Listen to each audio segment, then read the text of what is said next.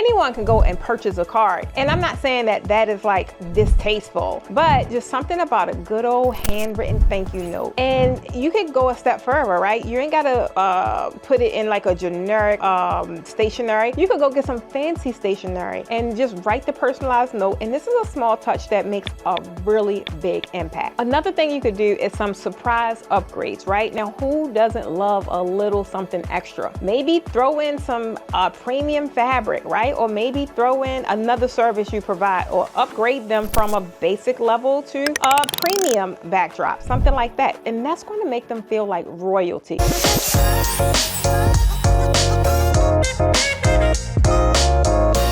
Hey guys, welcome back to Raising the Bar, which is the only draping podcast that's going to have you slaying the event game like the queen that you are.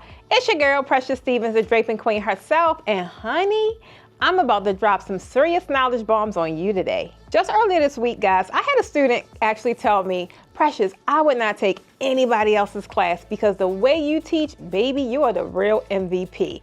They was just kind of saying that my teachings are like top notch, and they have been honestly learning from me for years, right? And that felt really good. But guys, that's what we're going to be talking about today. And that's building that kind of loyalty that really has clients singing you praises. Now, if you turned into last week's episode, guys, it was all about pricing strategies for premium clients in 2025. You now have all the tools to set the rates and really reflect the value that you bring, right? But if you missed it, I need you to go check it out because that episode is a game changer. And that's for anyone really wanting to elevate their business for 2025. But today, we're getting real about something that most people, unfortunately, but they screw it up in business, and that's building client loyalty. Guys, by the end of this episode, you'll have the secret sauce to really turn your one-time clients, your one and dones, right, into raving fans. And these are guys that's going to book you again and again and again and again. So get ready to take notes because we're about to jump in. So number one, why most businesses get loyalty all wrong. Baby, listen, building loyalty is like building a fire, right? You can't just throw one log on it and expect it to keep burning all night long. You got to keep feeding that flame. Otherwise, it's going to sizzle out and just die.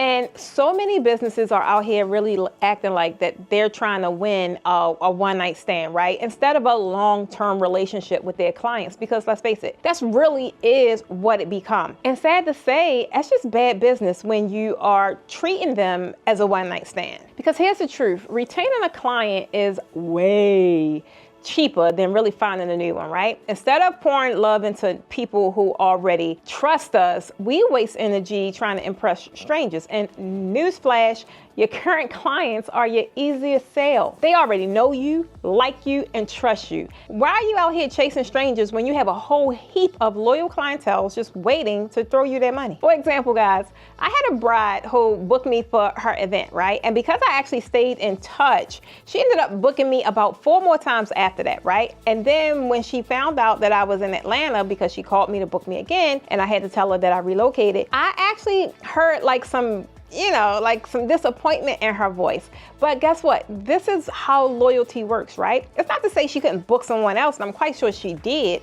But the fact that 1, I stayed in touch with her, 2, I over-delivered, and I provided an amazing aesthetic for her. So every time she went to have another celebratory event, she would come and locate me. So that is how, again, loyalty works, guys. And that's not all. I had another client who booked me for a small birthday party. And because I went over and beyond with some extra special touches with like the decor, which I'm gonna tell you more about that later, she's now booked me for several other events, right? And that is what increases your revenue the easy way. I didn't have to go find clients or hunt clients down or do a whole bunch of marketing. All I had to do was take care of the people that was already buying from me, which takes me to number 2. Now, number 2 is all about creating an unforgettable experience. So this is actually how you create this crazy loyalty, right? Step 1, you want to deliver an experience so good that they cannot help but come back. And what I'm talking about is doing over what they expect, right? And I'm not talking about just doing what they expect you to do, like what's in your scope of services. I'm talking about going over and beyond. People don't just remember what you do, they remember how you make them feel. Did you make their event the talk of the town? Did you make them feel like $1 million?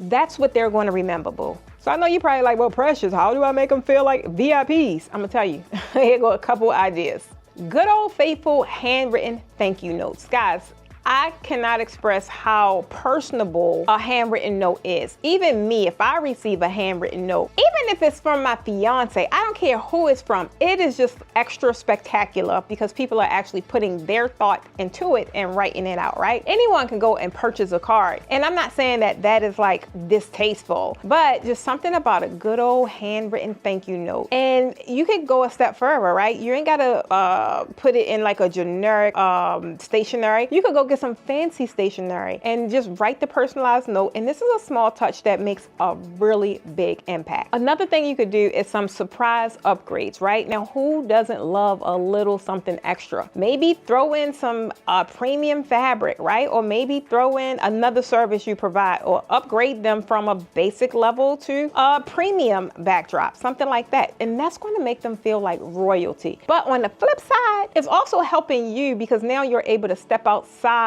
of your comfort zone. And when you go over and beyond, not only are you giving your clients a little extra, but now you can take those photos and you can take all of that content and start attracting a different kind of clientele. And that's only if you're like, if the current client you're serving is have like basic decor. And that's another reason why I would go over and beyond. One, I wanted to just serve at a different level, at a higher level. And I also was looking to start attracting more premium clients, right? Meaning I would go all in. I would just give extra height, extra fabric, premium. I just would go over and beyond to kind of get me out of that bargain basement Betty land, which is where I was. And the last one, guys, is post-event follow-up. And from what I hear, a lot of y'all suck at this. And this is something you need to not only actually do it, but you need to master it, because checking in with people you serve is it's just another checkbox that kind of make you superior, right? So you want to check in with them a few days or maybe a few weeks after the event, just to make sure everything went smoothly, see if anything could be changed, if there's anything they did not like. And that also shows that you care. You didn't just like one and done. It's over, the event's over, you got your money, and boom, on to the next, right? This is something that helps keep you top of mind. All right, guys, so you know I got to give you some homework. I want you to brainstorm 3 things that you can do to make your clients feel like royalty. I want you to also write them down though, because this is something that's going to make it real. Put them in your calendar, put them in your planner, put them somewhere, put them on your freaking wall. The point is, I want you to kind of get in a rhythm of realizing and understanding the importance of going a little extra and then actually doing it, right? So let's make that happen. All right, guys, so that brings us to number 3. And number 3 is all about staying top of mind without being annoying though. Because listen, nobody wants to be bombarded with emails every 5 seconds. I mean, even me, like that drives me nuts when someone is just marketing like there's no tomorrow. I get it, but that's just annoying, y'all. But you do got to stay on their radar. You do. So I want you to kind of think of this like flirting, right? A little wink here, a little compliment here, and that's just enough to kind of keep them interested. So here's how you do it. 1, social media engagement. I don't want you to just follow your clientele, right? Or even your potential clients. I want you to engage with them. Comment on their posts, and you can just say simple stuff. Say stuff like, oh, I love this, or slide in their DMs if you want to take it a step further with a personalized message, right? The point is making them feel seen. You want to make them feel heard, and you want to make them realize that you are that girl or guy who's ever watching and reading this. Another thing you could do is check in emails. Now, you can send a casual email a few months after the event, right? And say something super simple. Don't overthink it. You can just be like, hey girl, hey, I was just thinking about your fabulous event the other day and how amazing the drapes looked in your space. Make sure you kind of, throw it in there that the service you provided took it, like elevated the actual event. And then you always want to give us like a subtle indication that you're booking, okay? So in your PS, you could say something like, I'm already booking up for, let's just say 2026, or you could say a specific month, a specific season, whatever it is. Put some kind of time frame there, right? And then say, so let me know if you're planning anything fun. Boom. Just like that. I'm trying to tell you, it's all about the psychology of it, right? I had a student tell me that she came and actually booked my classes that she was considering for I don't know how long, but simply because I posted on her social media. And all I said was something like, this looks amazing, or something like that, right? She was just thrilled that she couldn't believe that I was posting on her stuff. And I love supporting, my students, even people that aren't my students, people that are in my communities, my Facebook groups. Like, yeah, if I'm on there and I see see your work and it looks amazing, I am going to comment. Or even if it doesn't look amazing, I can still say something encouraging, right? But the point is that easily turned into $1,000 client, right? So the point is stay consistent, guys. All right, guys, so now it's time for you guys to spill the tea. I want to hear all about your client loyalty wins or your client loyalty failures. Like, I want you guys to tell me down in the comments what's the most extra thing that you've ever done for a client. I don't care what it is, right? Tell me down in the comments. And then how did that play out? Like, did they love it? Did they book you again? Give me all the juicy details, because guess what? You guys' comments down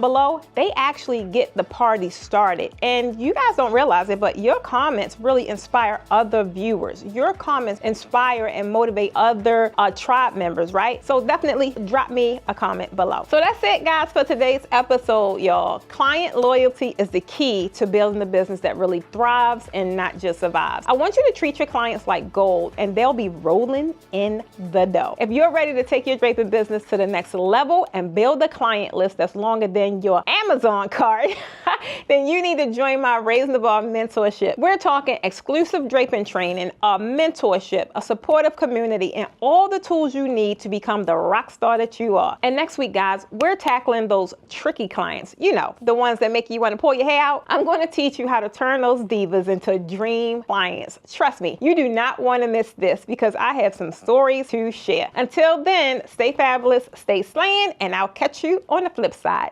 Deuces.